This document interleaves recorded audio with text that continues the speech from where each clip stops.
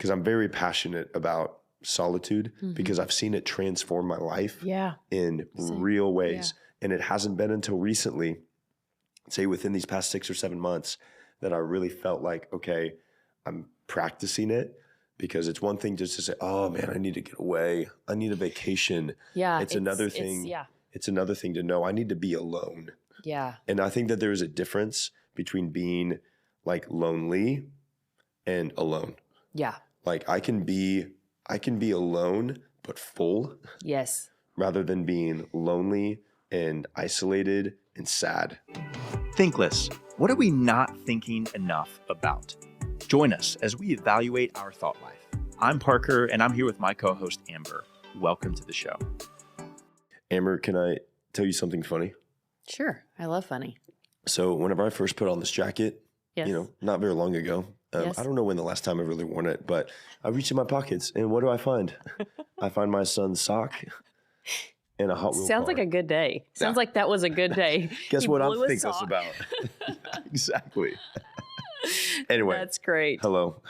Yes, How are you this morning? Good. Today, this afternoon? Good. Whatever time this is. I always say I'm swimming with sharks, but it's been great. Here we go. Yeah. I love it. I'm ready to dive in. Well, you had to cross a large pond to get somewhere Yes. more recently. And I want to talk about specifically within that, your time in solitude. Yeah. And kind of what that time looked like for you. Because I've got a lot of thoughts on solitude. But you were just telling me an experience that you had that changed the game for you. So walk us into that. Yeah. So solitude, man, what are we not thinking enough about? And what I recently just experienced, this just hits home so much, I recently went to Korea, and obviously, the culture is just so different. Yeah. Which I adored and loved so much. I've never been. It's amazing. Yeah. It truly is amazing. But you're looking at everything like, that is a restaurant. They serve food. You're just not sure if you're getting like chicken, beef, intestine, wet fish. You have no idea what you're even ordering. You have not seen the things that they have on that menu, if they do have a picture.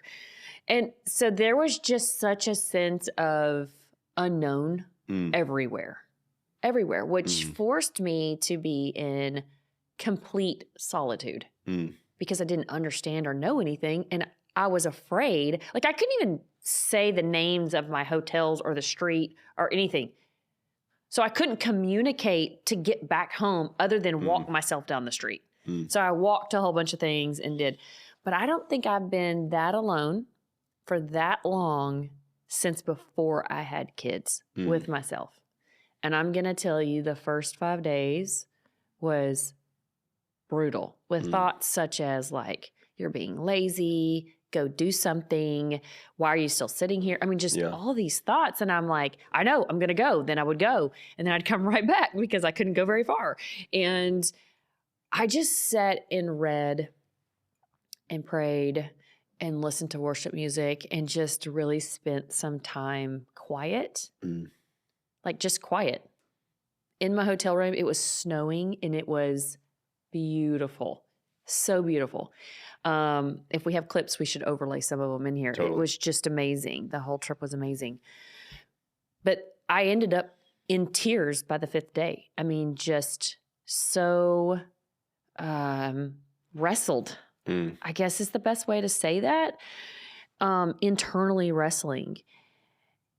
By the 6th and 7th day, I had revelations. And I had a peace that was irreplaceable. And I thought, how crazy is it that the Lord had to get me all the way on the other side? Because in Korea time, when we're waking up here in America, they are going to bed. Yeah. And it's like a full 12-hour difference. Yeah, it's 15 hours difference. Okay. Yeah. So you are completely flipped. So it was like in the very beginning, I'm up half the night because the studio's open working, and I feel irresponsible by not working in the middle of the night. Like, what is wrong with me? But I'm not sleeping at all. I'm exhausted during the day. I'm trying to work in the middle of the night. I'm like trying to do it all. and my body is telling me I'm supposed to do it all. And then I'm kind of like, wait, stop. Like, you don't have to just stay running 24/7, 7 days a week, go, go, go, go, go. Like, I don't know if you've ever had the feeling like you feel like you're always behind when you've started. Yes. Like just started, but you already feel like you're behind. Yeah. That's every day I wake up. Like every day I felt like I was behind. And so it was really, really hard. But I came home with the revelation that I will do this every year. That is how important and beneficial I think the time was to force yourself to take a rest in a moment, to stop everything and spend some time evaluating and thinking about your life, your choices, what you want, what you don't want. What you have in your life is what you allow in your life. What you don't want in your life, you don't allow in your life. So it forces you to start looking at decisions you're making, what you're allowing to happen in your life, what you want to make changes in your life about, what you're thankful for, what you're so appreciative that you do have and the opportunities that you do have in your life. So it was really great. I'm not going to lie and say it was easy. I mean, getting to that. But we're in the lifestyle that we live today, we don't build in solitude. Well, that's the whole thing. First off, incredible. I mean, kind of from wrestling to revelation, you know, that's it's the pastor, communicator, speaker in me. So true. But really that creating margin in our life can be a foreign concept to many, where it sounds like a good idea. It sounds so great. I mean, what you just explained was like, oh my gosh, like for some people, be like, oh my gosh, that is amazing. But the idea of creating that for ourselves seems hard, but also it seems impossible because of the business that we run, the marriage that we have, the kids that we're leading, just the life that we live. And of course, predominantly here in the States, of course, but I know it's everywhere in different cultures and countries, but it's like the idea of creating margin, which ultimately results in me taking time to just be with me, that is daunting. Because it's game changer. It's game changer. But what if I don't like the person that I'm with? Great. Then I'm just by myself. Then it's like spend time figuring out how you like them, you know, because it's not getting any different being busy. And, you know, one of the things that I said before I went, I mean, we're releasing a movie this year. We're doing a national book launch this year. We're releasing, you know, this podcast this year and how to shoot and get everything ready. We have so many things in the works. We're releasing our new studio app this year. You know, I mean, there's just so many things that I had hit January 1 and I've got to leave January 3rd. Yeah. And I was like, I just can't do it. And I said to somebody that I was on the phone with that I'm doing business with, I said, you know, I looked at myself and I said, if I have built something that I cannot walk away from for 7 days and it not implode, I'm doing something wrong. So it's a true testament. Cheers.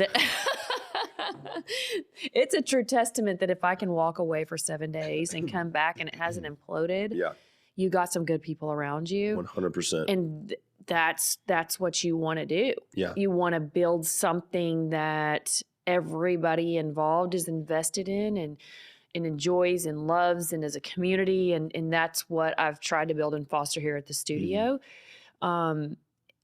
So ultimately I was like, okay, here's a true testament. So there was a lot of just jump, Lord, I don't know that I'm supposed to do this, but I think that I'm supposed to do this because I hear you all day long saying do it. And if you look at the model of Jesus, which is what I study a lot and, you know, really, really follow as far as him being my best friend, you know everything about him, right? Every time he hit a very difficult place in life, a hard time, like the beheading of John the Baptist and him going to the cross. I was reading actually when he was right before going to the cross, and he took his 4 disciples with him out into the wilderness, and then he left them there and told them to keep watch. And he said he's going to go on further in solitude with the Lord and spend time. And he comes back and they're all sleeping. Mm-hmm. And he says, is it not enough for you to keep watch over me as I go and spend time with the Father? And he leaves again. Mm-hmm. And he comes back. And they're sleeping again. Yeah. And he goes away. And he comes back 3 times. Yeah. 3 times they are sleeping when he goes away to solitude. So even in that, I was like, even if I come back and my business isn't exactly where I thought it should be, there is something to be said. That's even more how important it was to go away in solitude by yourself to assess your own life and where you're at. Mm-hmm. That if Jesus himself had to do it, and he didn't even have the A-team, holding up his game because they kept sleeping, and he still did it 3 times, he still chose to do it. How much more do we need to choose to do it? Mm-hmm. You know, and so that I was reading actually in the time of that when I booked the ticket. I was like, okay, I hear you. Mm-hmm. I'm going. But I had no idea what those next 5 days were about to entail. Process-wise inside of me to be willing to sit with that, to sit in that solitude, to think my thoughts, to wrestle with my flesh wanting to do things, to align them with the correct thinking and start purging some of the... But without being alone, what do? We completely distract when we get uncomfortable. Yes. I think you said something, think your thoughts. And I like that. I like that thought, of course, but it's an exercise too. Yeah. And so are you familiar with a man by the name of Craig Groeschel? Yeah. Okay. Well, I like He's Craig. great. I listen to a lot of Craig's really kind of leadership stuff. But there was a practice though that he had one of his guests on that they did together. It was kind of a 3-month. It was a 3-minute practice where every 10 seconds you set a timer and you choose a different thought every 10 seconds. So set a timer and you see the second. So I can think about a cup.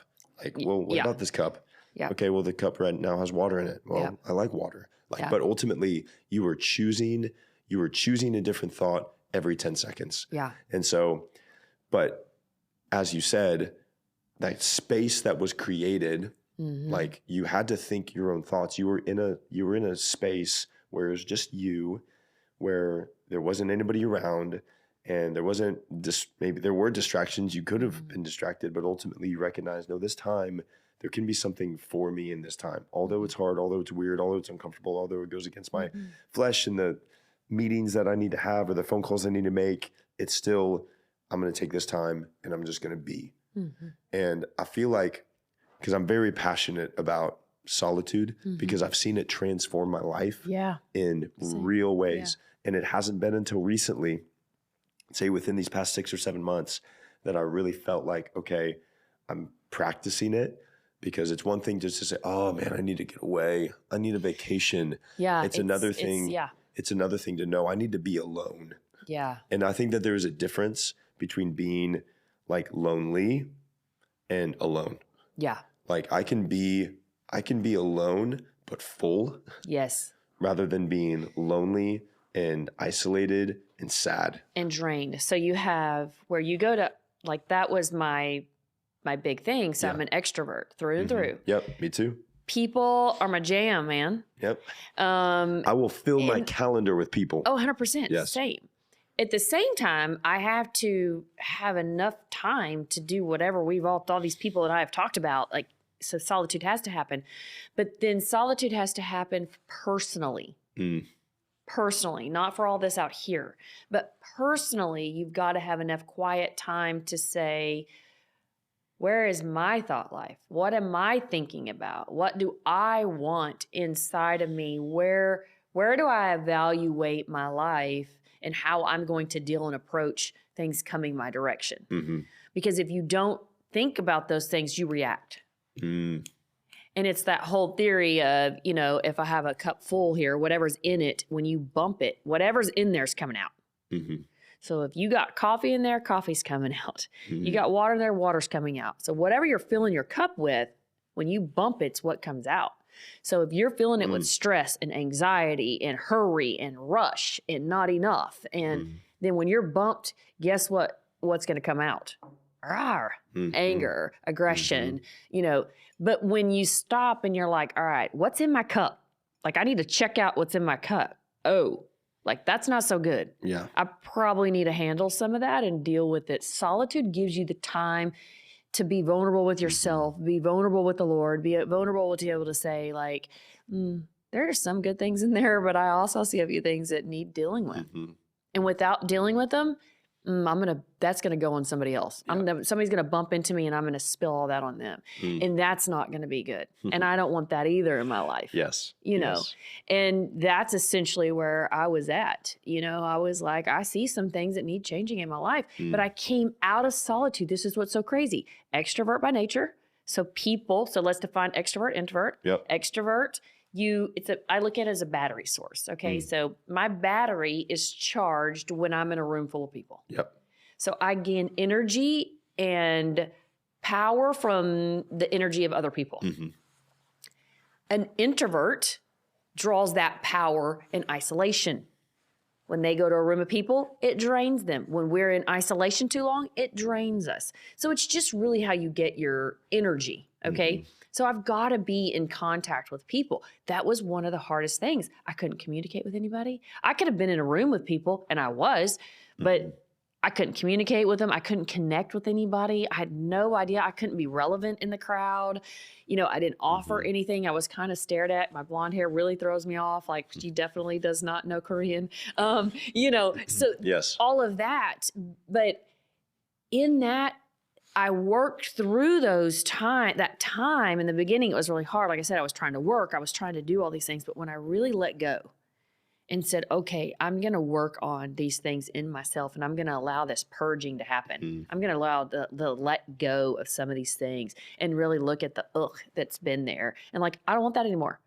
I don't want that level of stress in my life anymore. I don't want that anxiety in my life anymore. I don't have to do every single thing that's on my calendar. What am I going to do about that? How am I going to change to not do that? That's the product that comes out of it.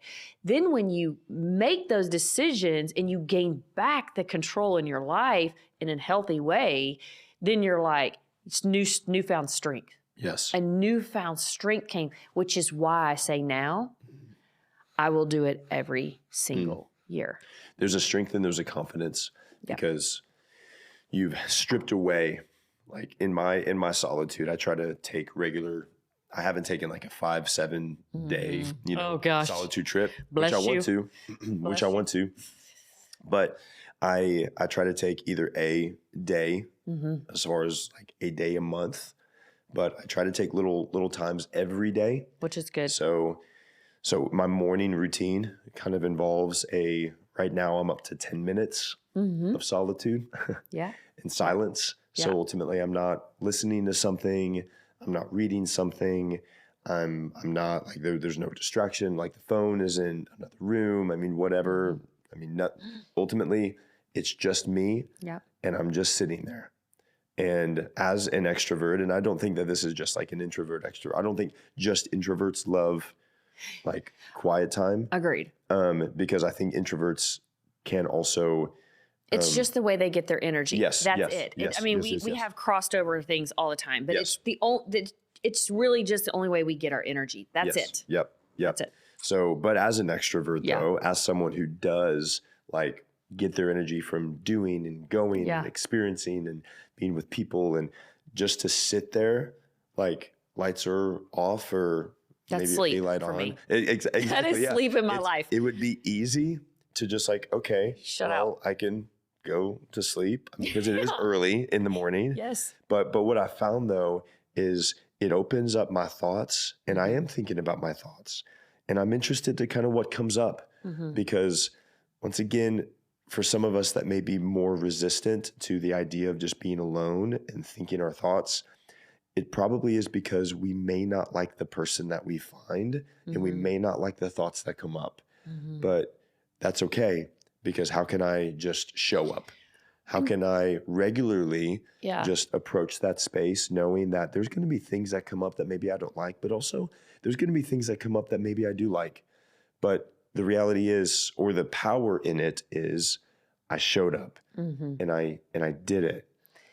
And I think one of the things that you were talking about is how we may not like the person. I've taught my kids their whole life that when they have a friend that I necessarily am not fond of, I would always tell my kids, I love that person, but I don't like their choices. Because we are called to be lovers of God's kids. And if we are judging a person by their choices, then we're not loving the person at its core. And we have to treat ourselves the same way. We are so loved. We are so accepted. Our choices may not have been very great. Yes. And those choices, in which I've taught my children, those choices have consequences. Yes. Every choice has a reaction. So good or bad. Yep.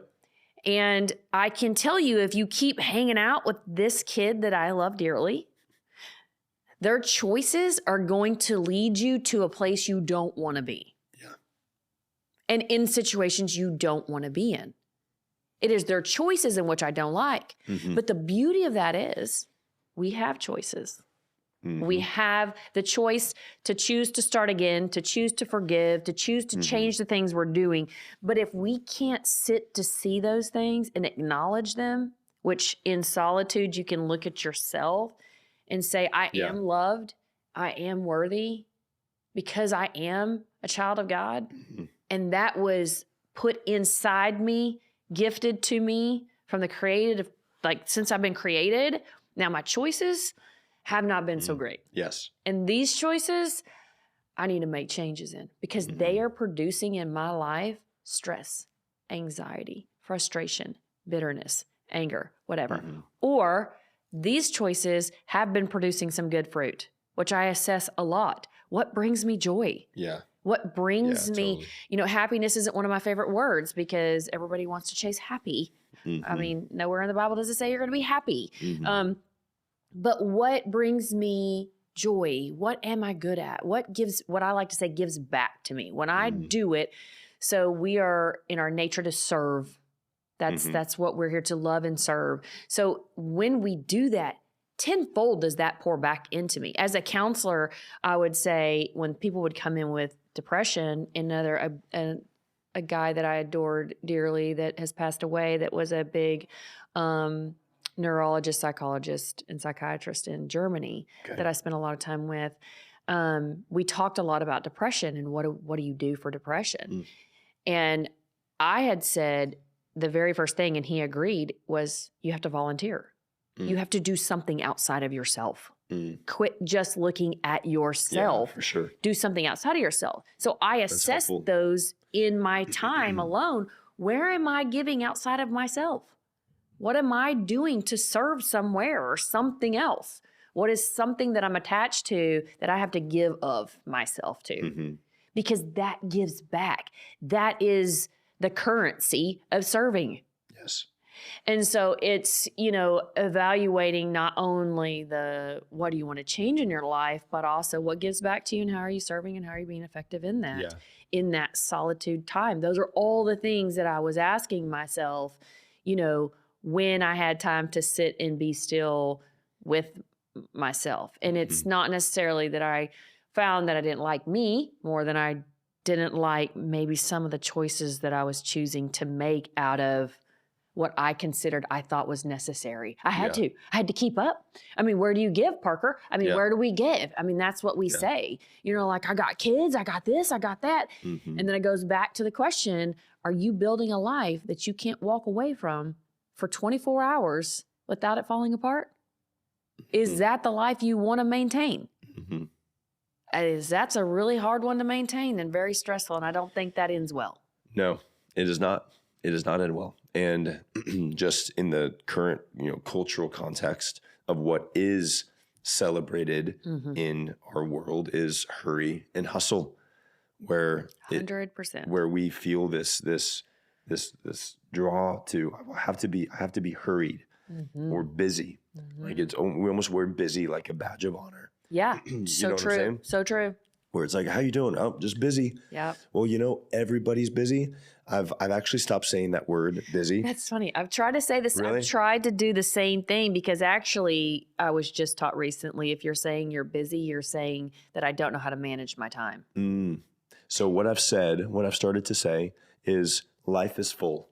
Yeah. I've started to just say, no, I'm like, life is full. Yeah. Life is full. Yeah. And good. full can be hard, of course, absolutely, because we're managing a lot of different things. Yeah. But the reality is life is full. Yeah. Life is full. And busyness and productivity are not always the same thing either.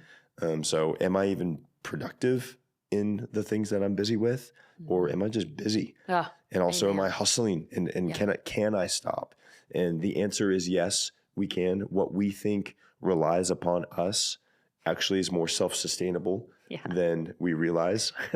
Yeah. But all in all, and I want to kind of get into some practicals as we kind of wind this down, is, are you creating margin and space in your life regularly to evaluate the things that you want to do with your life?